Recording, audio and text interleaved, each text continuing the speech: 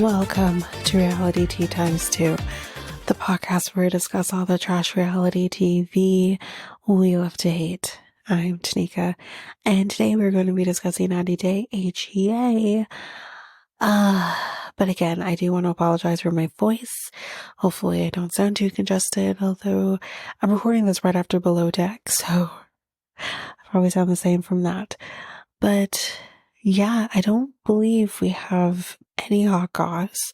It's been kind of slow with the hot goss this week, but yeah, I don't have anything hot goss related. So the only thing that I will mention here is a couple of different things. So obviously, we just had Toe come out, so Toe will be coming soon. So today's Wednesday that I'm recording this.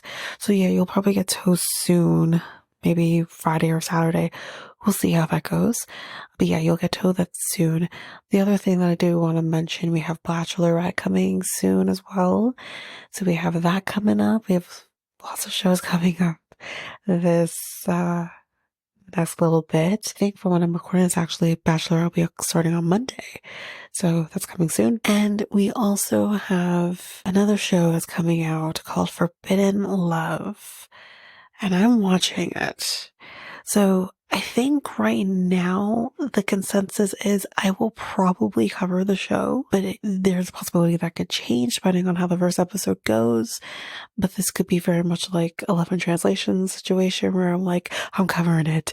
But yeah, right now I feel pretty positive that I am going to cover it. So yeah, that's going to be happening. I know we have other shows coming up that are, there's a few shows coming out this month on DLC, one of those being like Pathville's coming soon. I don't cover Pathville. Last season was rough and I have no intentions of covering it. But again, if you want like a thing here or there, kind of similarly to what we've done with Sister Wives, Below Deck, maybe you could do something like that, especially with Olivia. Maybe. But it wouldn't be anything full recap or anything like that. I can't talk about Slenderberry. I can't do it. I can't do it. I can't do it. Anyway, so there's that. So I did want to mention that HEA is slowly coming to an end as well. We only have, I guess, 3 more episodes after this episode. So before Tell All comes. So that's coming to an end soon as well. And I guess we'll find out what's coming in its place. But anyway, that's basically it with kind of any announcements or anything like that, since we don't have any hot goss. But let's just jump into the reason that we are here. 90 Day HEA Season 8, Episode 16, The Emperor's New Home. So yeah, this episode's going to be really short because really there's not a lot to talk about with each of these couples. So we're just going to keep it short and sweet, really. So let's start with Gino and Jasmine. So Jasmine walks into the room in her swimsuit and she's like, I shaved. Do you see any hair? Do you see any hair? No, you look great. And then you're like, do I have camel toe? Do you see anything? Do you see camel toe? And he's like, what's that? How does this grown ass man not know what camel toe is? Now, again, when my mom heard the term camel toe, she too didn't know what that was. She is roughly the same age as Gino. So I'm like, oh, you don't know what camel toe is. Okay. Maybe again, my preferred little brain. The first time I heard the term camel toe came from Jersey Shore. Thank you very much. If you remember Jenny having camel toe, here you go. So it was like, maybe it's just me. I don't know. But he doesn't know what camel toe is. So she has to explain to him what camel toe is. And this is peak HEA. Great. So yeah, he says, no, I don't see any. Nope, don't see anything. Yep. Great. So we start talking kind of about her posture, how her posture needs improvement and whatnot. And he's like, roll your shoulders. You're not rolling your shoulders. And yeah, she asks him 1 out of 10. Like, how does she look? And he's like, I have to rate it? And she's like, yeah. But she says, so it's not a 10. And he's like, a 4? See, sir, here's what you do. You lie. You lie, you lie, you lie, deny, deny, deny. It's just, you don't lie. Even if you think it's a 4, you tell her a 10. You don't tell her a 4. And this is the thing, it's like, he wants to say, don't fight with me, don't fight with me. It's like, do you know who you're married to? And you're gonna rate her a 4? Ridiculous. And so yeah, they're gonna start the pageant. They're doing the swimsuits portion of it first. So yeah, they're kind of doing that, and I mean, okay, maybe I don't know anything about this. I don't know, but she does look like she improved a bit from her the last episode. And again, actually, I didn't think I mentioned this. I'm not covering last week's episode. It's just, I'm not going to be able to catch up if I go backwards and do it again. So we're not covering the last week's episode. So with last week's episode with them, it was kind of like, it wasn't great. Whatever. She's never done these things before. She's doing it to have fun. She's having fun with this. This is about building up her confidence, right? And he's over here being like, oh, well, this girl is better than this. I took the liberty of recording these other women. And again, it's like, do you know your wife? As soon as this man said I recorded the women, I'm like, abort fucking mission, Gino. Like, what is wrong with you? He's like, yeah, see, that's great. It's creepy as fuck. Like, why is this old fucking man recording other women? It's so fucking creepy. But yeah, when she's done, he's backstage and she asks him, so how did it go? Like, how did it go? What do you think? And again, this is the time that even if you think she didn't do good, again, who made him the boss of what looks good in a pageant? Sir, you didn't even make it to Mr. Michigan. What the fuck? Anyways, he again takes the stance of, I am not going to just lie to my wife, make her feel better. I'm going to do the least. And in this case, the least is not even fucking saying anything. He didn't say a damn thing. And again, silence means everything, and silence is the answer here. So it's like she knows that he's not impressed by anything that she said, and it's just like, what the fuck? It's in the moment he does say to her that your walk could use improvement. Again, what the fuck do you know? He's like, it's not good. And she says, like, he's just trying to put me down, which is, yeah, maybe. It's like he takes joy in putting her down. And I just don't understand, like, why? If you love this person, why wouldn't you want to ensure that they're happy? Happy wife means happy life.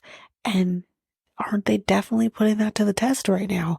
You know? And she says, I think she says to him, shut up, you're rude. Or maybe I wrote that. I don't know. But anyway, he basically says to her when they get back into the room is that her walk and her posture, basically, that it sucks. And he's like, you were okay. And she says, listen, and she's calm. She's doing best she can to not freak out at him in this moment. But she says, I appreciate you being here. But I really do need some positive reinforcement from you. You're my fucking husband, but you haven't really been doing that, and that's kind of, not helping things. So I think it's best that you don't come to the rehearsals. I am now inviting you to the rehearsals. Y'all, he got fired. He's like, what do you mean I can't go to the rehearsals? What do you mean? Like, he's freaking out. And she's like, why don't you try to meet my husband and you can sit down in the audience like everybody else?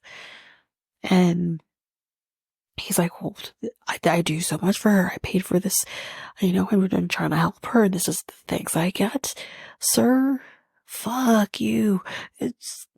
Be supportive. Be her husband. You can be a coach if you want to be a coach too, but be her husband first. Like, what is wrong with you? Especially with the reasons. Like, I'm sure she wants to win. Yes, everyone wants to fucking win. But her reasons for doing this is building up the confidence, making her feel like herself again. And you're just ugh. But yeah, he's just kind of like, maybe I should just pack up my things and go home. Maybe you should. If you're gonna be really that down in the dumps about the fact that she doesn't want you there because right now she just needs to feel confident in what she's doing and you're not helping it, like, then yeah, go home. But yeah, basically, I think that's it for Gino and Jasmine. Discuss Loren and Alexei next. So we're going out shopping and we're going to be shopping for date night because Loren has asked Alexei out on a date night because, stress. And we're with her friend. She tells her friend about the fight that they had a couple of weeks ago. It's been a couple of weeks since that fight. And she's trying on different things and she's not like in her girdle anymore. She's not like bandaged up anymore. Like she's, she's able to, go through this process without all of that. And she comes in this pink dress and she looks good in it. She looks good in anything. But she comes in this pink dress and she's like, nope, not for me. She's like, I can see like my dimples or something like that. She feels like it's not for her. And the most telling thing in all of this was when she said to her in the moment that she thought that the surgery would help her body dysmorphia, but it's not. And or better yet, she said it didn't. Like she had this expectation that it would. Listen, I'm not necessarily poo-pooing the idea of doing the surgery. If she did the surgery because she wanted to feel better and it seemed also medically it could help different things, then go for it. Do I think the timing was the best? In my opinion, no. But it is what it is. And but the body dysmorphia situation, it's not a physical illness. Because at the end of the day, it is an illness. It is not a physical illness. It is a mental one that needs to be addressed differently. Anything physically done isn't going to help those things. What's going to end up happening is if you think the plastic surgery is going to fix your body dysmorphia, you're going to end up looking like Darcy and or Stacy or any other celebrity that goes through this too. Michael Jackson, he had body dysmorphia and he figured, let me do this and let me, no. If anything, it made things worse. So you can't fix what's inside by fixing or quote unquote fixing the outside. And I don't know what qualifications or qualifications you need to have in order to have surgery, kind of like with gender confirmation surgery. You can't just get gender confirmation surgery and think that it's going to fix things. That is why they insist you do therapy prior to doing those things. And whether you agree or disagree with that approach, I totally understand why you would do that because, if whatever could be happening mentally in your head, and I'm not at all saying like I'm just using an example.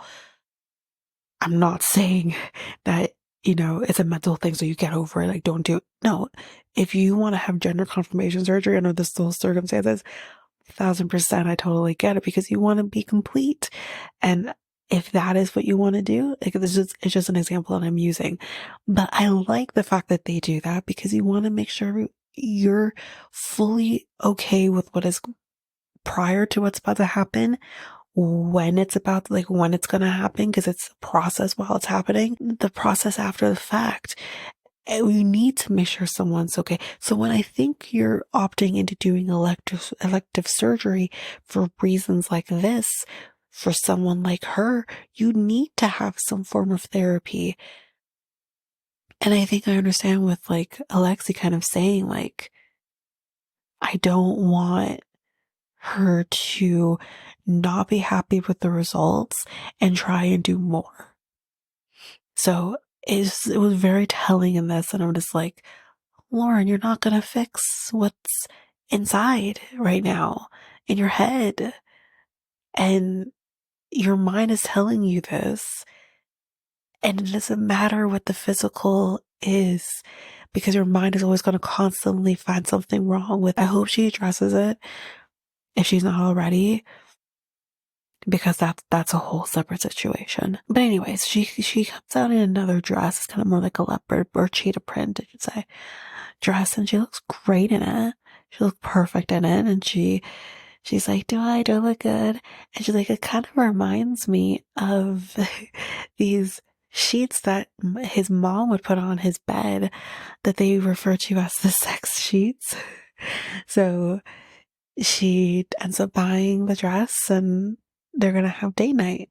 So in the next scene, he's getting dressed, he's getting ready to go, and she's, gonna go get ready to go and all of that. And she comes out in the dress about an hour or so later, and he loves the dress, and he instantly is like, it kind of reminds me of the sex sheets.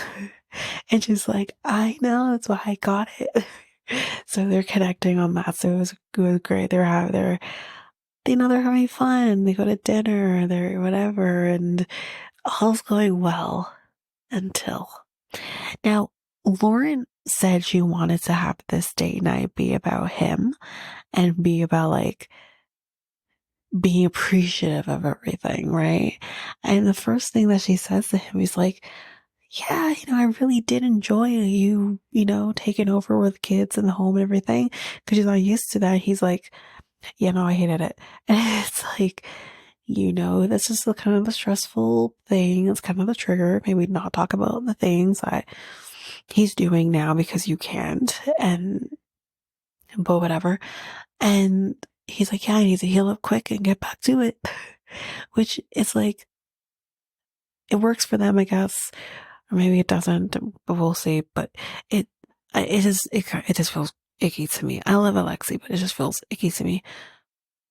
But then she brings up the kicker in the episode for them, for the storyline, where she says, yeah, like since we're talking about like getting back to me, one of the things that she feels like she would kind of get back to her is maybe going back to work, going back into marketing, doing something that she's passionate about. And Alexei, my God, completely shoots it down, and he's like, we agree that you're a mom first. You said you wanted to do this. And she's like, no, actually, I didn't say that I wanted to be a stay-at-home mom. She says she never agreed to wanting to be a stay-at-home mom. It's probably more something that he wanted. But he's like, you're supposed to be a mom first. You're supposed to take care of the house first. You're supposed to take care of whatever I need first. And it's like, but there are a lot of women who are working moms.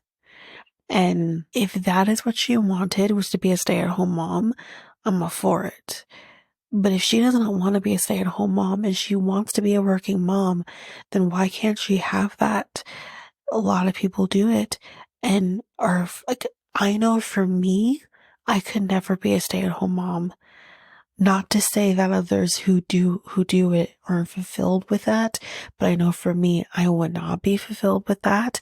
I would love nothing more to be someone's mom and take care of my kids, but I feel like you need to have that, just that time away from your kids and working. I love my job as well. And I if she wants to do that, why can't she have that? And this kind of misogynistic response from him, it was just gross. I've never seen a side of him like that before. But then again, we haven't seen Loren working since Asher was born. But I do recall her working when Shai was born, but I don't remember seeing her work since Asher. And it's just like, she's been shooting out your kids because this is what you wanted. And of course, it's what you wanted as well. But she's been shooting at them kids. She says she's done. We'll see. But it's like, she wants to go back to work, and why can't she? Because the resentment could start to fester itself in the fact that he won't let me have this. But we'll get more into it next week. But I just did not like anything that he was saying to her. It was just not good. Not good at all. But anyways, that is it for Loren and Alexei. We're going to do Ashley and Manuel in this half. Just because it's, again, not a lot with any of these people. But Ashley and Manuel was even shorter than the rest, unfortunately. So we're kind of left back with the fight. So again, I don't think I talked about this because I didn't cover last week's episode. But Jonathan, what a sneaky bitch. Kind of just being like, oh yeah, he sent money to his ex. Yeah. Yeah. And it's just like, really? And when she confronts Manuel about it and he calls Jonathan, he's like, why are you lying? And he's like, am I a speakerphone? And he's like, yeah. He's like, tell her the truth. Sneaky bitch. Anyways, so the whole thing too was like, because where I kind of leave off here, or start off here, I should say, is where we left off last week, where he's like laughing at her face, which was really fucking gross, but he's like laughing at her face about this whole thing, like a fucking hyena. Like, he's like laughing at this whole thing. And she's obviously being triggered by the fact that he's laughing at her. And she's like, it's not funny when Manuel, and she like gets up and she like walks out. We don't see where she's going. Meanwhile, y'all, Sienna's just sitting here and she walks off and he says, come. And she's like opening the door wherever she was. And she's like, it's not funny, Manuel. And he's like, come. And all of a sudden, just in pure Ashley fashion, doesn't she just go, I need to go pee? Jesus fucking Christ. When she yelled, I need to go pee, I almost fucking pee-peed. It was fucking hilarious. I need to go pee. Fuck, I love her. Anyways, so basically the whole thing here is, I guess in New York, he sent money when they were in New York or Newark, or whatever the fuck. And he's apparently sent money. And she asked him, like, did you send money to Ecuador without me knowing? And he's like, no. And his whole argument here, which is true, his whole argument here is, I didn't even have money. You had my bank card. I couldn't get my bank card from you because you were mad at me. And he's like, Jonathan paid for drinks, which again, yes, remember? Yep. And so how would he use that money? Now, if he was doing it through like a Western Union, like for me, when I was sending money, if I do send money to like my ex, which is very rare, but if I do, or if I had, I would send it through my bank app, because my bank app, Scotia, Canadians, do they Scotia Bank in America? Anyways, they have Western Union attached to the banks, which is great. I could just hop on over to the Western Union side and I can send the money. It's done. Perfect. And so I'm not used to having to go to an actual like Western Union location, but I have had to do that. And I feel like you can't do that without money. And if he doesn't have a bank card, then how does he do that? You know what I mean? Unless he asked Jonathan if he could do it, pay Jonathan back. I don't know. But it's, yeah, it's, I don't know. I understand Ashley being like unsure here, but I can also like believe Manuel in this, because, well, the proof is in the pudding. He didn't have money on him. So, yeah. So she's like, so Jonathan's lying then? I don't know. Jonathan's lying. The only thing here, though, is why I say that's possible that this is true, that he did some money, is because why would Jonathan lie? He has no leg in this race. He doesn't have a reason to lie, I think. So I don't know why he would lie, but he then kind of admits, like, yeah, I talked to their mom. Obviously, he had to talk to their mom to send the money and whatnot. But I think the main thing here, when Ashley says, which I don't know if I fully believe this either, she's always going to find something wrong because how dare you talk to the person you had children with. But her thing is, it's like, he tells me that he doesn't talk to her, so why would he lie? On the one hand, I don't know why he would lie. This is again Manuel. Manuel fucking lies. But on the other hand, Ashley, you're a smart woman. You have 3 degrees that we don't know why you have, but you have them. Common sense would say he needs to talk to the mother of his children because he has to support them. How else does the money get to the kids? I'm just saying. But anyways, so then he kind of just gets up and he dips, he leaves, he's out of this, he's on the streets of Rochester. He's like, yeah, he's like, is your attitude, whatever. And she's like, my attitude, okay, ciao.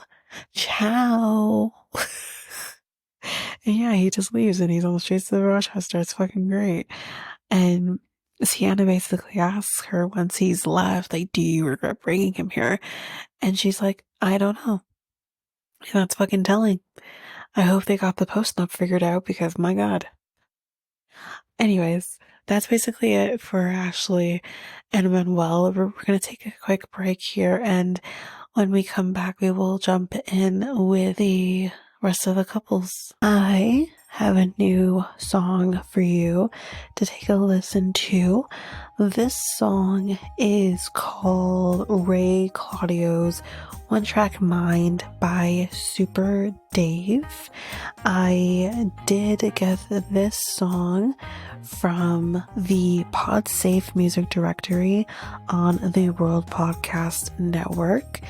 Again, if you like the song and you want to download it, you can go down to the show notes where you can see links to the song, including the link to the PodSafe music directory. Again, that is on the World Podcast Network. But without further ado, I'm going to play that song for you now.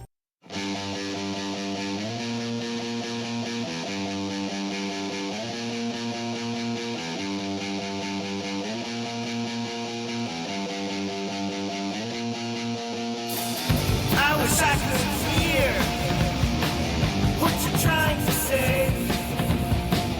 I wish you could say what I wanna hear. No, no, no, no, no, no, no, no, no.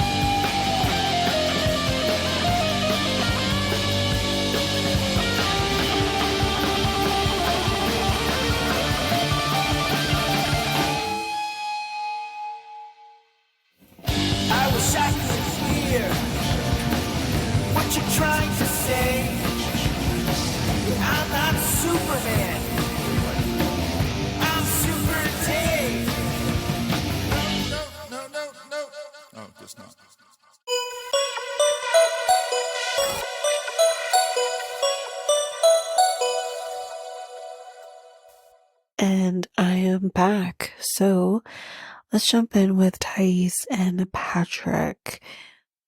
So he's like, babe was with their mom. So it's good to know she's not left with John. And they're going on a date, taking the time for themselves with all this fucking trauma from friends and family and everything.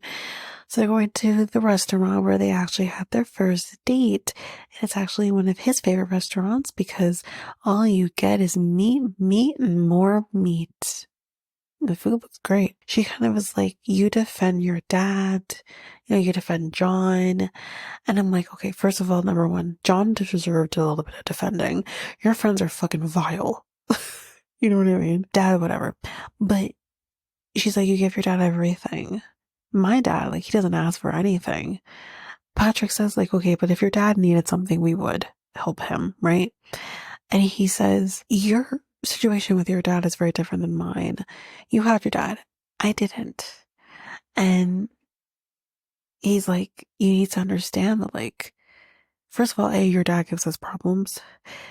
B, I came out here to actually be around my dad, to connect with him again. I didn't come out here for you, you just happen to be a bonus, but this is the reason I came out here. And he's like, my dad wasn't around, with the divorce. Before we get into that, he kind of starts crying. And Ty says, like, I've never seen him cry like this before. So she can kind of tell, like, clearly this is kind of serious. And he's like, listen, I would be lucky if I got to see my dad once a year. And this is kind of where he says with the divorce, when the divorce happened, like, his dad kind of took off. He was a trucker, and yeah, he would only see him maybe once a year for 2 or 3 days, and they would kind of stay in a hotel, and that was it till next year maybe when his row brought him back. And it's really sad. And then he didn't also have a great upbringing with his mom. So it's just kind of like he had no stability in the same way that Thais probably did, or at least Carlos ensured that he provided the best that he could. And I feel really bad for him, for Patrick. And he says, I went 5 years without seeing him before I came here, which he probably fucked off to Brazil, didn't give two shits about his kid, and figure, he's an adult, he's fine. And he's like, I didn't see him for 5 years. And he says, with the apartment, it was kind of their first thing that they kind of bonded over together. And that's what he means about the memories in that apartment, that it's not so much just about Thais and the memories they've made together in the apartment, but also the memories he's made with his father. And I get it. I still think his dad is an asshole, but I do understand it from Patrick's perspective. But I just hate the fact that Jose he takes advantage of it, and he is, and you just feel bad for Patrick just kind of not realizing he needs to put those boundaries up. And I also feel like he does it because he's like, I don't want to lose him, and I think he knows I could if I decide to give this apartment up. It's sad. But yeah, he says, like, it just doesn't seem worth giving it up for a few hundred, dollars a month. She agrees to keep the apartment under those circumstances, but she says, I do want you to do something for me. I do want you to try to bond with my dad, try to get the blessing from him. And apparently they're going on a vacation in their vacation for a few days, and she's saying, maybe we can invite my dad to that so you guys can kind of get to know each other, and maybe you can finally fucking get the blessing. And he says, okay, great. Yeah, I'm okay. I can do that. And he said, but I also want you to do something for me. I think we should bring John on the vacation. And she's like, I'm sorry, what? He's like, I feel like you need to kind of bond with him as well, with John, because you kind of haven't, and you hate him, and it's great. And he's like, I think you need to try and bond with him as well, try to get along with him as well, because again, John is a very important person in his life. probably in many ways more so than Jose. So it's, you know, you gotta bond with him too.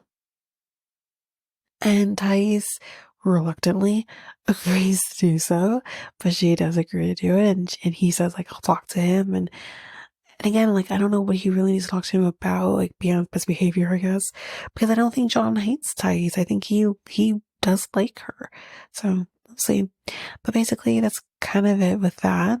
Again, like I said, the food looked great, but that's basically it. They are gonna go fuck now because he's grabbing at her ass and all's good in the world. But that's it for Thais and Patrick. Let's move on. Good. To Rob and Sophie. This is more Rob focused than anything. Let's do this. So he's in Kansas City, and today is his birthday. And this hotel, he's like got one of those private poopers, but he's in the hotel. And he's going to be getting ready to go have lunch with his mom. But yeah, he's like, it's just going to be about the positive energy. He's here seeing the people that he loves and loves him. And it's going to be great.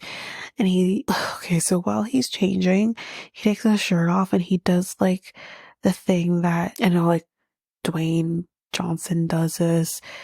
Terry Crews does this, you know, the peck thing and they move the pecs. And I'm like, this does nothing. Does fucking nothing. Anyway, so he's on the way to see his mom, and he's just kind of in there reminiscing. And he says, before he says about the reminiscing, he says, I only wanted to get married once.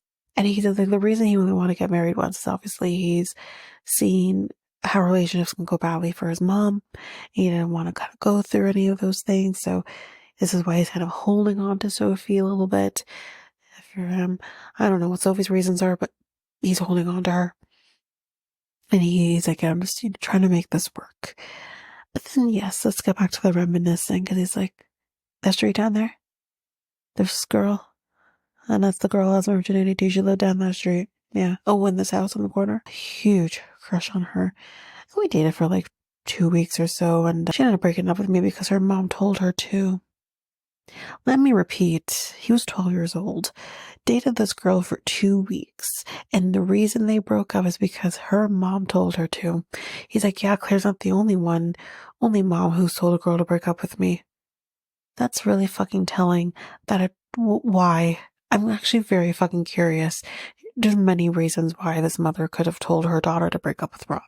Here's the list. Number 1. He's a dog. And she knew this at 12. Number 2. He's a narcissist, right?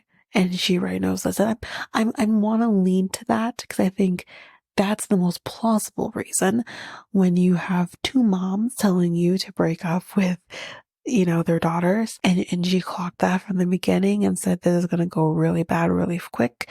And said, nope, get out of that. You're going to thank me later. Or number 3, which I'm thinking could potentially be the actual reason. He's mixed.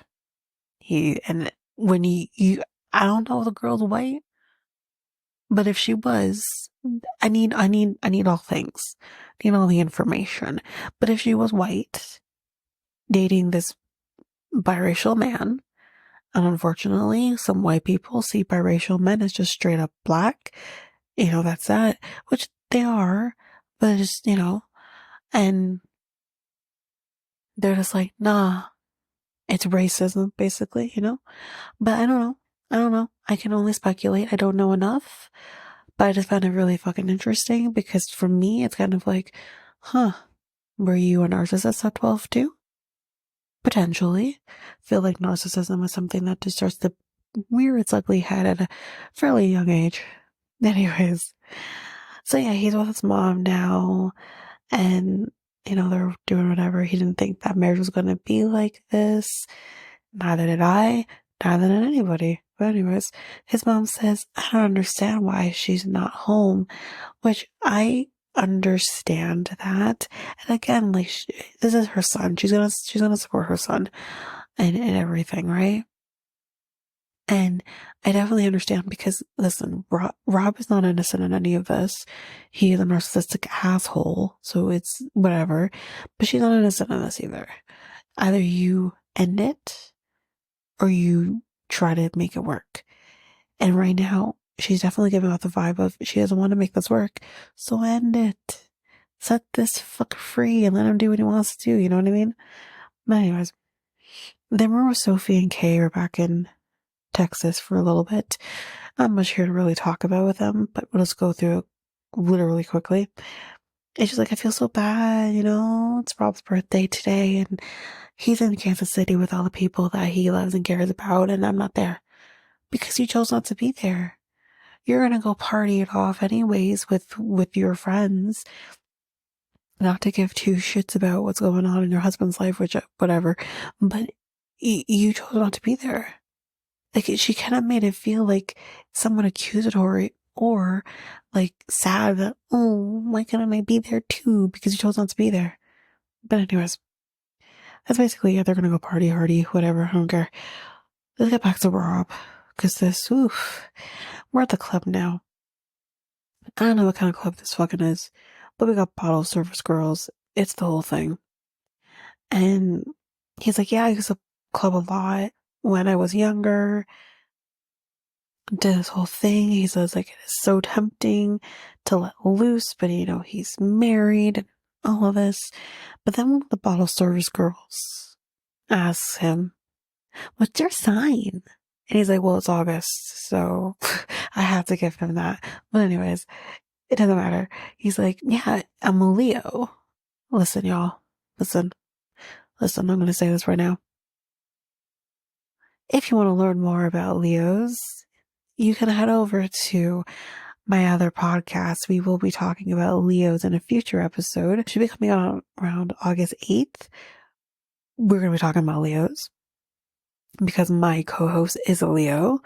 And we kind of did like these birthday episodes. We did one for me, we're doing one for him.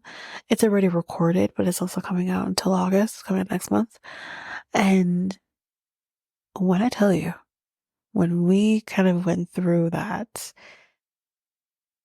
a lot of the things I already noticed about my co-host. I've known him a long time. And he actually has some similar traits to Rob. I wouldn't fully call him a narcissist or anything like that. But the similarities. But when this fucker said he was a Leo, I'm like, and there we go. You have to be the center of attention. You are egotistical. You are a fucking narcissist, which is whatever. Not necessarily the trait that comes up in a Leo, but whatever. But you are egotistical. When you get mad, you get fucking mad and it's all about you. Like, you know what I mean? Like, I'm just like, everything fucking makes sense. You are your sign. And it's fucking ridiculous. So, yeah, he says he's a Leo. And I was like, okay, that explains everything about you. And this girl, if yeah, I can't remember her name, but she's gonna be an issue here. And something about like, what would you do if I bit your neck? I can't remember why I said that, but anyways, she's like, you're so cute, you're so cute, and she's like, are those your real eyes? He's like, yep, those are my true, legit eyes, yep. And she's like, he's like, or he says to one of his friends, he's like, she really looks like this. I gotta read the name because I don't know who the fuck, Pippin. She looks like Scottie Pippen's ex-wife or some shit, which I think it's a housewife, whatever. And they showed a picture of her, whatever, and she kind of does look like her. And she's like, yeah, Jenna looks like her. He's like, well, I've been told that I kind of look like Sandra Bullock. And he's like, yeah, but I think you look like Scottie Pippen's ex. He's like, yeah, but I've been really, like, I get compared to Sandra Bullock, like, all the time. He's like, but I'm literally telling you, you look like the hotter version of what you're trying to fight me on right now. I personally think that Scottie Pippen's ex is hotter. So why won't you take that? And she's like, no, I think I look like Sandra Bullock. Which, first of all, listen, Sandra Bullock is gorgeous too. What's the fucking problem? Anyways, she's like, no, I love Sandra Bullock. And she kind of does. Like, I kind of want her to sing. S-I-N-G, sing. And then we can really figure this out. But she's not going to do that, guys, because she's into this fucking guy. And she's like, are you single? And he's like, it's complicated, kind of in a situation right now. And outside, when they're talking, like the camera crew's talking to her, she's like, I'm obsessed with him, but like, I kind of like want to take him home and get to know him. Like, I know he's having some issues. This congestion is great for the voice. I know he's having some like issues with like with this relationship, but like, I really want to take him home and get to know him. Honey, when you take him home, you're not getting to know him. At least him, you'll be getting to know his dick. And I mean, honestly, if I never had to see him again, I too would also get to know his dick if I was single. I'm not. So, yeah, it's just, oh, yeah. He's like, I could get to some shit if I wanted to get into some shit. And I fully believe, I'm going to say this right here, right now, if it weren't for the fucking camera crew, he would have left with Sandra Bullock. He would have left with her and gotten to know her too. The only reason he didn't is because there's a camera crew. This guy, the kind of guy that would cheat because he fucking has online cheating, but whatever, he's cheated. As anyways, that's basically it for basically Rob more so than anything. But let's just end this off with our last couple of this episode, which is Emily and Kobe. So we're kind of left off, or we're starting back off with where we left off with Valerie and his speech. And he's like, this white lady, she came to Cameroon. Thought we might have an issue. But you know what? You showed us that you can take care of your husband. But, so it's all good. It's all great. But don't you worry, he tells the camera, I'm still going to be checking to make sure she's fulfilling her wifely duties. Anyways, the last step is basically with this wedding is that they have to still get approval of their marriage from like a rep of his dad's, like, kind of where he clan? No, that's not the right word. His dad's village? Peoples? I'm sorry, guys. I can't read my handwriting. But anyways, they approve it. It's fine. It's all good. So now we're heading back to Grandpa's house to say goodbye because they're going to be leaving soon. I guess the next day, and they're going to be packing. So they basically say they have a gift for his dad, and it's basically just the American Grandpa outfit. Basically, we're going to dress you to look like David. And they get him all dressed. And she says, okay, first of all, wait a second. I gotta say this. Emily refers to the socks that Grandpa's wearing as ankle socks. Ma'am, you are a millennial like I am. Those are not fucking ankle socks. I'm only 2 years older than her. Those are not ankle socks. Those are just regular fucking socks. Ankle socks are ankle fucking socks. And listen, I know that Gen Z's been coming for us on our ankle socks. I know you have. Get the fuck off our ankle socks. That's all I'm gonna say. I'm not saying that I still do have ankle socks. I love me some ankle socks. Okay? If you don't like ankle socks, that's fucking fine. Do you. Let me do me. Let me be the millennial that I am. Generation's better anyways. So yeah, he comes out in the outfit. He's wearing cargo shorts, an American t-shirt that Angela definitely would have bought Michael if she could. And he's just comes out, he's all excited, and he's like, he has a fanny pack. He's like, good to go. He's like, I would fit right in at Washington, D.C. It's so fucking cute. It's so cute. His dad's adorable. It's just, oh, and he loves it. He's loving it. But they're gonna go now. It's time for them to go.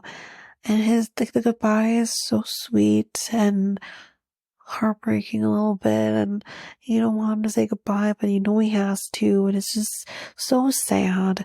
And his dad's like, I love him and I know he loves me. And this is, oh. Anyways, that's basically it with Emily and Kobe. We're getting to the end here, so there's not a lot really going on. But yeah, that's it for that. And the only thing we have left next time on. So Thais, she's real scared of the water, so we kind of see her literally crawling on this like inflatable like deck thing. She's just freaking out. And Patrick is trying to connect with Carlos, so you want to go fishing? He's like, no, not really a fan of fishing. You want to go on the jet skis? No. No, I don't. Kobe wants to potentially live in Cameroon for a little bit, and Emily's like, I don't know about that. I don't know about that. She's like, I'm not saying anything's wrong with your culture. Your culture is really great, but our kids have this really great opportunity to be raised in the America. So, no, I don't know. So, see how it goes. Alexei's misogyny is coming up. Like I said, Manuel's crying. I don't like Manuel crying. I hate that. He's supposed to be fun and funny. Fuck. Anyway. And we're still fighting about sex with Gino and Jasmine, so that's basically it. But yeah, that's it for this. Hopefully, the next episodes I should have for you would most likely be the last episode for the ultimatum South Africa, as well as MILF Manor. So those are the next ones you should be expecting. And then after that, at some point, we'll have Toe and still the only thing. Oh, and 90 Day UK as well. So we'll get them to you soon enough. But anyway, that is it for this episode of HEA. So if you like what you heard, please rate, review the podcast on either Apple Podcasts or Spotify. Also, don't forget that you can also share us with everyone in your life if you really love this. And I do want to read those reviews. I'm definitely getting 5-star ratings, but I want to read those reviews. So send me those reviews and I will read those 4 and 5-star reviews on the podcast. Also, we're on every one of your favorite podcast apps. Every one of them, including you can find us on YouTube at Reality Tea Times 2. If you want to connect with us, you can do so by going to either Facebook or Instagram at Reality Tea Times 2. You can also find us on Twitter, TikTok, Reddit at Reality Tea Times 2 Pod. We also have our email, which is at realityteatimes2 at hotmail.com. Definitely want to hear from you guys. And we also have our new website where you can listen to all of these episodes. You can review the podcast on there as well. You can connect with me in any way, all the stuff. It's all there, and you can find me there at www.realityteatimes2, all spelled out, .podpage.io. It's there. And don't forget, I also have my other podcast with my friend Mikkel, Next Take Podcast, where we talk about all kinds of different topics. But you can find us on any of your favorite podcast apps over there as well. Or you can also go to YouTube, and you go to Next Take Podcast, as well as our website, which is solo.to/Next Take Podcast. So yeah, there's that, and that's basically that. And again, don't forget, if all of this information is overwhelming, we do have all of the links, everything in our show notes. But that is it for now, guys. Thanks. Bye.